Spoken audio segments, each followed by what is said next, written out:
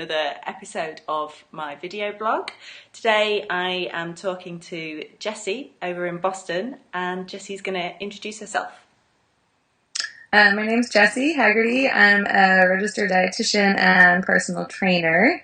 Currently, I'm working for Whole Foods Market, and I do one-on-one nutrition counseling, cooking lessons, and training sessions with clients. Cool. So my first question is, what does the word wellness mean to you? It's a good one. I think that word is so much bigger than we actually use it to be.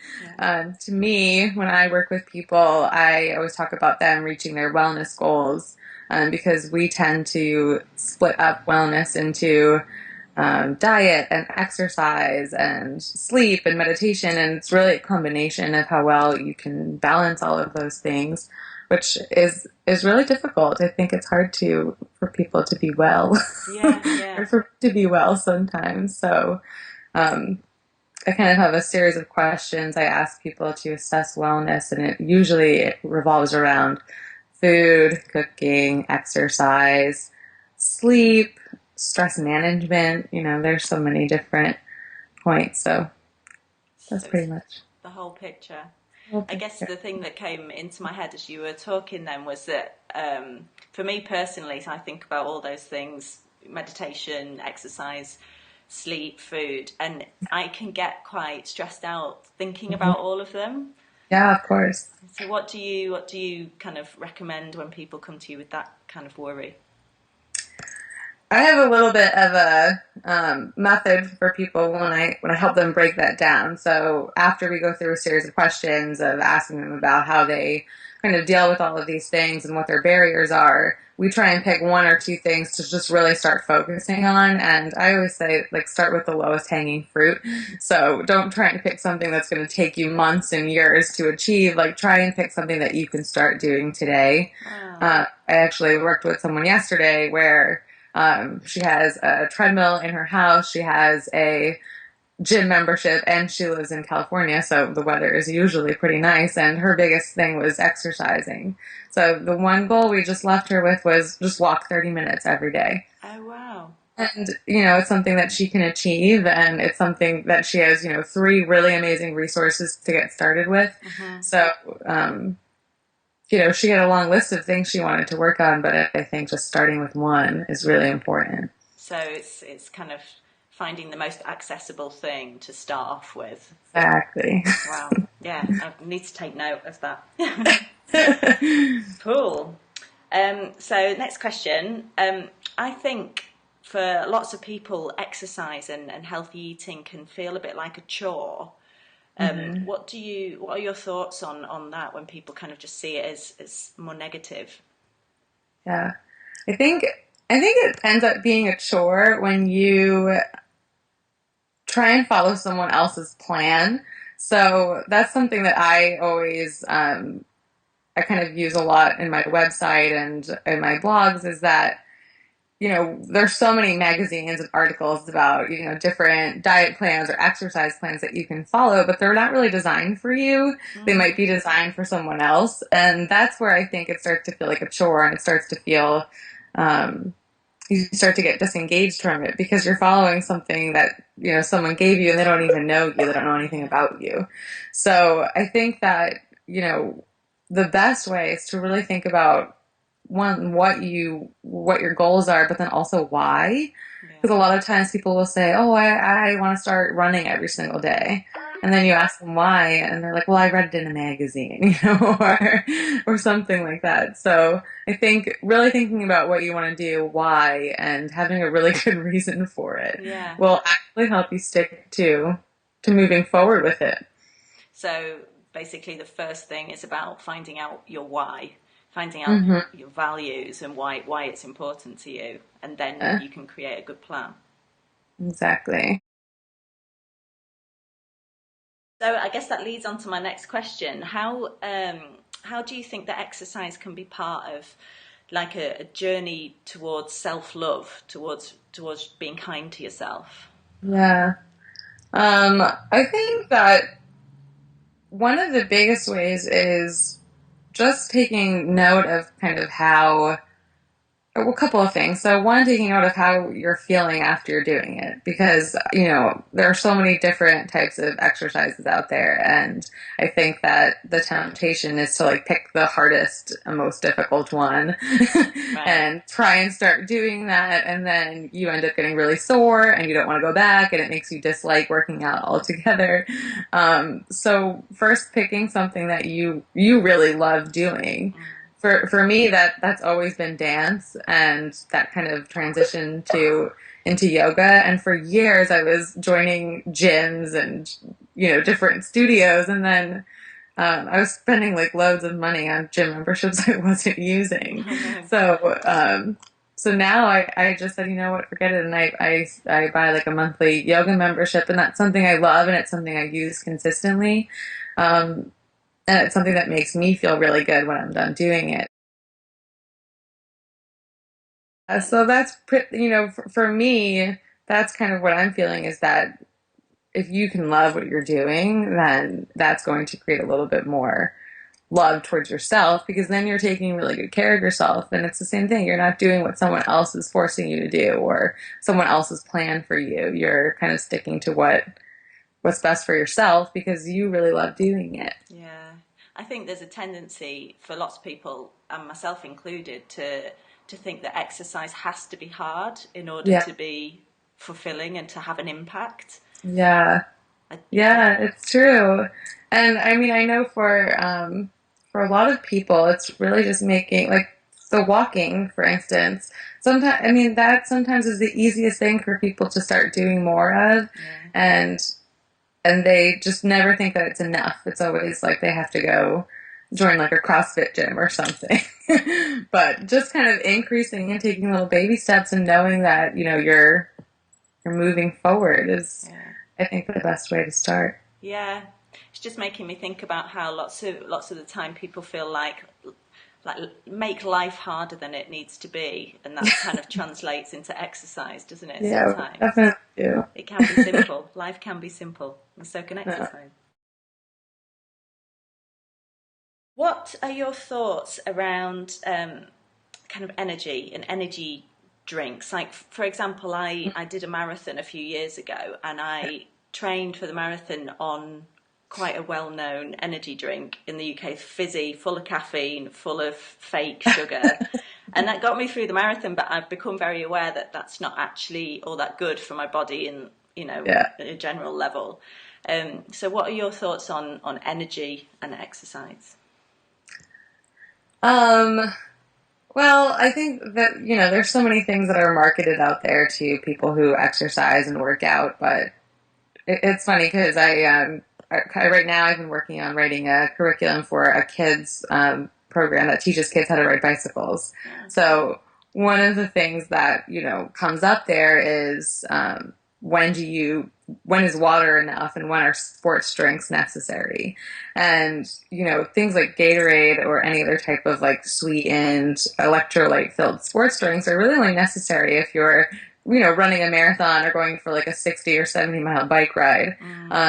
And I think sometimes people who might not be, the extreme athlete are looking at these products saying, oh, I think maybe I really need that. Maybe that will help me.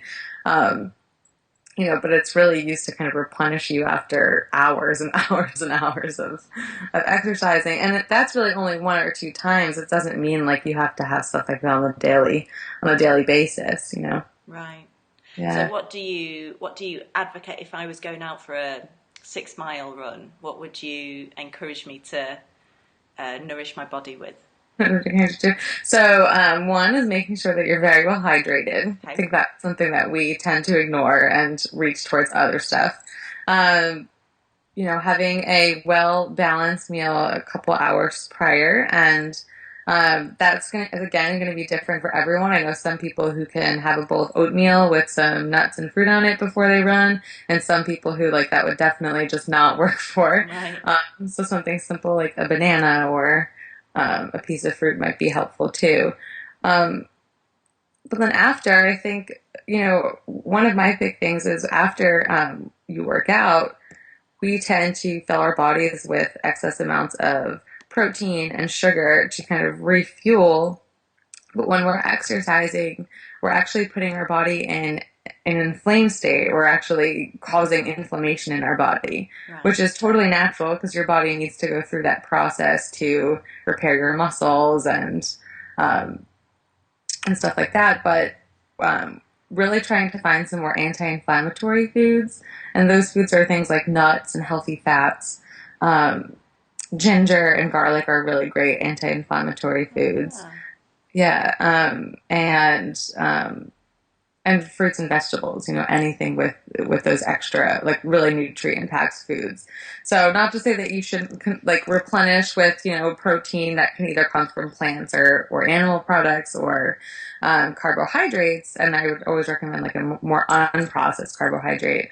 But I think we tend to forget that we really need to support that inflammation process. And that's huge because if we keep exercising every single day without taking care of that, that's what can lead to stress, and it can actually cause more damage to our body than good. So, Wow. Okay, that's great. I did not know that. That's brilliant. yeah, So I guess when you were talking, I was thinking again about it being a personal package. Like you've got to make up your own yeah, package. You can't just follow what somebody says. You've got to work out what fits with you. yeah, And then that makes me think about knowing your body and getting in yeah, touch with your body. yeah. And that's huge. Is you really need to make sure that it takes a lot of trial and error Yeah, sometimes, trying something, realizing it's not working. But the key point there is that, awareness, that understanding that you need to pay attention to what's happening or what you're feeling, because I'm sure that, there are tons of people walking around out there with, food intolerances, and they don't even realize it's happening because they don't understand the connection between food and the response that you're having. yeah, yeah. Lots of people ignore pain and ignore Yeah. niggles, don't they?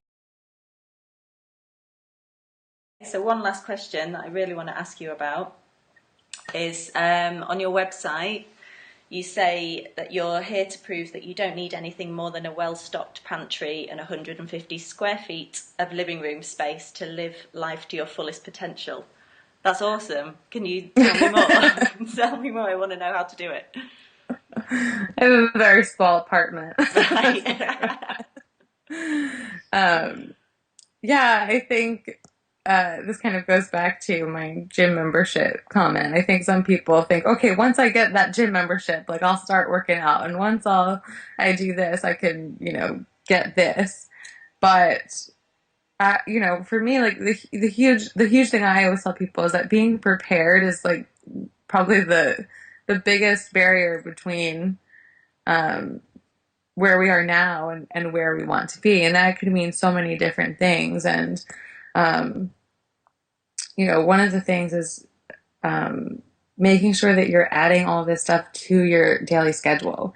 And that's a huge thing I work on people with because, um, we could come up with a goal, hey, I'm going to walk 30 minutes a day. But if you're not actually trying to find a place for that in your day, then it's just not going to happen.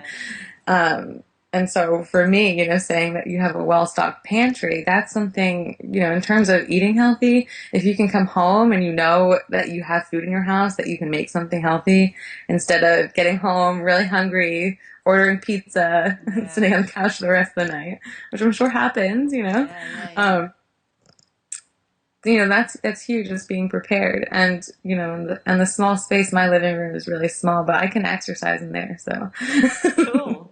there's enough room for a yoga mat and, a couple of small pieces of equipment. So So yeah, I guess I think what I'm thinking about is lots of people say, "Oh, I'm going to do exercise, but I just need to do this first. I just need to buy the cross trainer first. I just need to right. get those expensive trainers before I do it." But it sounds like your point is you've got everything you need already. You just Yes, need to make it fit with your life. exactly. Cool. So if you could give anybody watching three simple tips on if they wanted to start a new exercise and diet regime today, Mhm. what would your three tips be? I think going back to what we said earlier is one, really picking the first thing that you feel you really want to work on. And, you can start with a category like exercise or healthy eating, but then pick something that you feel like you've really been struggling with, something that's really lacking in your life. A huge like, an example is a huge thing for me is I always feel like I need to drink more water. Right.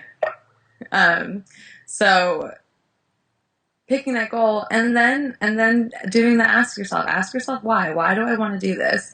And for some people they might say I want to have more energy, and some people might want to say I want to have more energy to play with my grandchildren. So the more specific you can be, I think the easier it's going to be to stick to your goal. And then lastly is asking the how, and I think that's a part that we typically skip. So the how is really, how am I going to drink more water in my day? Or how am I going to eat healthier dinners? And then you really have to come up with that plan to put all of those goals into action. So if I'm sticking with the water example, I'm going to have my refillable water bottle like on my desk, always filled with water, and I'm going to make sure I drink, eight of them a day. That's a lot, but my bottle's pretty big. But really setting that specific goal and how you're going to do it. I think that it's so easy to say, "Oh, I'm going to start exercising," and then you kind of just leave it at that. Yeah. So asking the why and then coming up with the how, I think it's really important. Awesome. That's so helpful. Well, thank you so much, Jessi. And I will put your email address at the end of the video, so anyone who wants more information can go and check out your website, and your email address is there for them to use as well. Cool. Thank you so much.